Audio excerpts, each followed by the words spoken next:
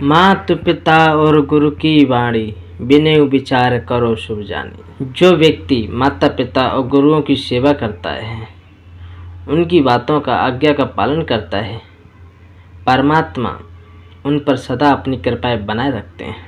नमस्कार, आप सभी का मेरे यूट्यूब चैनल पर स्वागत है। जो भक्तजन वीडियो पर नए हैं तो चैनल को सब्सक्राइब कर लें। मैं श्री रामचरितमानस बालकांड से आपके सामने 3 दुआ और 2 चौपाई प्रस्तुत करने जा रहा हूँ। तो गोस्वामी तुलसीदास जी कहते हैं, जड़ चेतन गुण दोष में विश्व कीन करतार, संत हंस गुण गही पे पर हरि बार विकार। तो गोस्वामी तुलसीदास जी कहते हैं कि विधाता ने इस जड़ चेतन विश्व को गुण दोष में रचा है। इनके अंदर गुण भी है और दोष भी है, इनसे ही रचा है। किंतु जो संत लोग होते हैं, जो संतरूपी हैं, तो जो संतरूपी जो हंस हैं, दोष रूपी जल को छोड़कर और गुड़ रूपी दूध को ग्रहण करते हैं। यहाँ पर गोस्वामी तुलसीदास ये समझाना चाहते हैं कि संसार में अच्छे लोग भी हैं, बुरे लोग भी हैं, तो जिनके अंदर दोष भी हैं और गुण भी हैं। प्रत्येक मनुष्य के अंदर गुण भी हैं तो दोष भी हैं। ज़्यादातर गुण भी हैं तो उनके अंदर थोड़ा बहुत दोष भी है। तो जो संत लोग होते हैं तो वो दोषों को नहीं देखते, दोष रूपी जो जल है उसको छोड़ देते हैं। उनके अंदर गुण देखते हैं कि इनके अंदर गुण रूपी जो दूध है उनको ग्रहण किया जाए, उनको समझा जाए। तो जो संत रूपी होते हैं गुण रूपी दूध को ही ग्रहण करते हैं। यहाँ पर ये इस दुआ में इस प्रकार का अर्थ है, ये समझा गया है। तो इस प्रकार से हमें लोगों के अंदर दोष नहीं देखना चाहिए, हमें उनके गुण देखने चाहिए। उसमें अगर 99% दोष हैं, अगर 1% गुण है, तो उस गुण को हमें देखना चाहिए कि इसके अंदर ये गुण है, ये महत्व इसके अंदर। ठीक है, इस प्रकार से हमें प्रत्येक मनुष्य के अंदर दोष नहीं देखना चाहिए, क्योंकि जो परमात्मा के भक्त होते हैं तो वो दोष नहीं देखते, वो तो सिर्फ अच्छाई देखते हैं। अगर ईश्वर अगर आपके गुणों को देखने लगे, अवगुणों को देखने लगे, दोषों को देखने लगे, कभी भी तुम जीवन में भवसागर से पार नहीं हो सकते। ईश्वर तुम्हारे गुणों को देखता है, अवगुणों को नहीं देखता। तुमने अपने जीवन पर्यंत में कितने पाप किए वो उन्हें नहीं देखता, वो सिर्फ तुम्हारे गुणों को देखता है कि आखिर इसने कैसे गुण किए। जो जिसके गुण ज़्यादा अच्छे होते हैं, परमात्मा उतनी जल्दी उससे प्रसन्न हो जाते हैं। दूसरी बात यह है कि दूसरा जो दुआ है वो सुनिए। भलो बलाही पे लही, लही निचाही नीचू, सुधा सराही अमरता, गरल सराही मीचू। गोस्वामी तुलसीदास जी कहते हैं कि भला भलाई को ग्रहण करता है। जो अच्छे इंसान होते हैं तो वो अच्छाई को ग्रहण करते हैं, नीच नीचता को ही ग्रहण किए रहता है। अमरता की सराहना किसमें है? अमरता की सराहना अमर करने में होती है और विष की मारने में। तो यहाँ पर तुलसीदास जी ने ये समझाने का प्रयास किया है कि भला भलाई को ग्रहण करता है। जैसे आपके अंदर 100 में से 20% दोष है, 80% तुम्हारे अंदर गुण है, तो वो व्यक्ति अपने आप को अच्छा समझता है कि मैं बहुत अच्छा हूँ। अच्छे तो तब माने जाओगे जब तुम भलाई को ग्रहण करोगे, किसी के अंदर दोष नहीं देखोगे, भलाई को ग्रहण करोगे तब तुम अच्छे माने जाओगे कि तुम भले हो।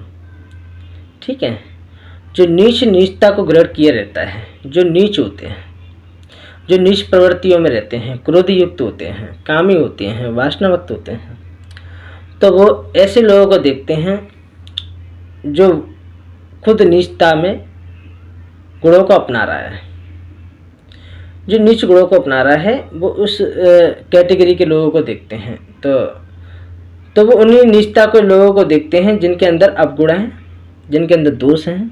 तो वो नीचता को देखकर और ज़्यादा उन्हीं गुणों को ग्रहण करता है।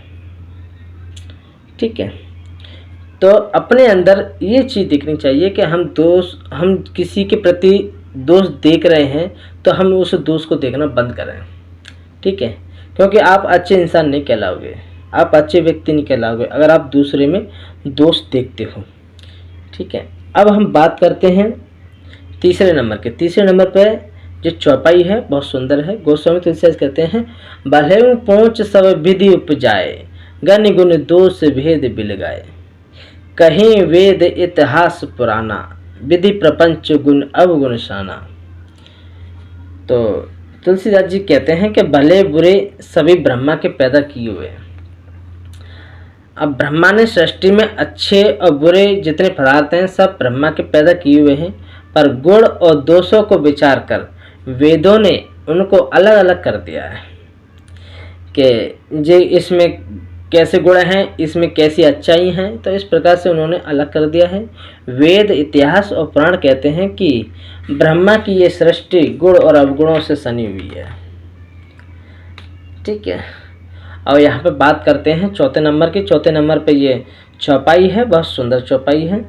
लक सुभेश जग बंचक जेहू, भेष प्रताप पूजे ही तेहू, उग्र ही अंत न हो निवाहू, काल नेमि जिमि रावण राम। बहुत सुंदर बात कही है, बड़ा ध्यान देने योग्य बातें हैं। यहाँ पर तुलसीदास जी कहते हैं जो वेशधारी ठग हैं, जो वेश जो साधु जैसा बना लेते हैं और अपने आप को अच्छा मानते हैं और वेश के प्रताप से जगत उन्हें पूजता है।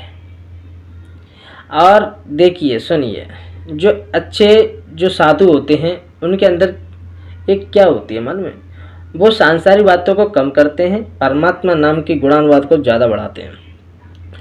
तो ज़्यादा जो परमात्मा नाम की जो गुणानुवादों को बढ़ाते हैं, सुनना मेरी बात को, बड़े ध्यान देने योग्य बातें हैं। जो परमात्मा के नाम को ज़्यादा बढ़ाते हैं, सांसारिक बातें कम, सांसारिक बातें थोड़ी बहुत होती हैं, उदाहरण के ऊपर एक आध बात हो जाए, लेकिन सबसे ज़्यादा परमात्मा के गुणानुवाद करने चाहिए। खुद करो और दूसरों को भी गुणानुवाद सुनाओ परमात्मा के, तो वो होते हैं साधु संत। और जो हम प्रवचन, जो संत जो होते हैं जो प्रवचन कर रहे हैं जनता के सामने, तो उन प्रवचनों को अपने आचड़ों में लाना चाहिए। साधु को बैराग होना चाहिए, किसी भी प्रकार का सांसारिक का कोई राग नहीं होना चाहिए उसके अंदर, न किसी भी प्रकार की इच्छाएं, न फल की इच्छाएं, न कामना, न तृष्णा, किसी भी प्रकार की उसके अंदर ये इच्छाएं नहीं होनी चाहिए। उसके अंदर बैराग्य होना चाहिए पूर्ण तरीके से, वो साधु माना जाता है। लेकिन आजकल लोग साधु बन जाते हैं, सांसारिक बातें करते हैं और जगत में पूजते हैं वो। फिर क्या होता है कि एक ना एक दिन उनके जो कारनामे हैं वो जनता के सामने आ जाते हैं, क्योंकि आज तक किसी का कपट छुपा नहीं है, अंत तक उनका कपट नहीं निभता। एक दिन उनका सामने आता है, चाहे उसे 10 साल लगे, चाहे उसे 30 साल लगे, चाहे 50 साल लगे। जो जैसा कर्म करता है, पौधा बड़ा होकर सबके सामने दिख जाता है कि ये आखिर इस पे फल किसके लगे हैं। तो जो कालनेमी रावण और राव का जो हाल हुआ था, इसी प्रकार से जो वेशधारी ठग हैं उनका भी ऐसा ही हाल होता है। अब बात करते हैं हम 5वें नंबर की। 5वें नंबर पर है दुआ। बहुत सुंदर दुआ है, ध्यान देने योग्य बातें हैं। तुलसीदास जी कहते हैं, गृह वे सज जल पवन पट, पाहि कुसोज सुजोग, होए कुवस्त सुवस्तु जग, लकई सुलक्षण लोग। तुलसीदास जी कहते हैं कि गृह और औषधि, जल, वायु और वस्त्र, ये सब भी कुसंग और सुसंग पाकर संसार में बुरे और भले पदार्थ हो जाते हैं। चतुर एवं विचारशील पुरुष इस बात को भली प्रकार से जानते हैं। अगर हम गंदी जगह पर जाएंगे जहाँ धूल उड़ रही है, हमारे वस्त्रों पर, हमारे जो वस्त्र हैं उन पर लगेगी तो क्या होगा, कपड़ा गंदा होगा कि नहीं होगा हैं। और हम ऐसी जगह बैठे जहाँ किसी भी प्रकार की धूल ना हो, उसमें धूल का एक कण भी ना आ सके, तो वहाँ वस्त्र हमारा एकदम सुंदर रहेगा। तो इसी प्रकार से उदाहरण बहुत देने के लिए उदाहरण हैं यहाँ पर। तो मेरे कहने का मतलब यही है कि मैंने जो आपके सामने जो दुआ हैं, चौपाई हैं, रखी हैं, उनसे आपने क्या सीखा, और जो आपको बात मिली है सीखने को वो कमेंट बॉक्स में ज़रूर लिखें। जय श्री राम, जय श्री राम।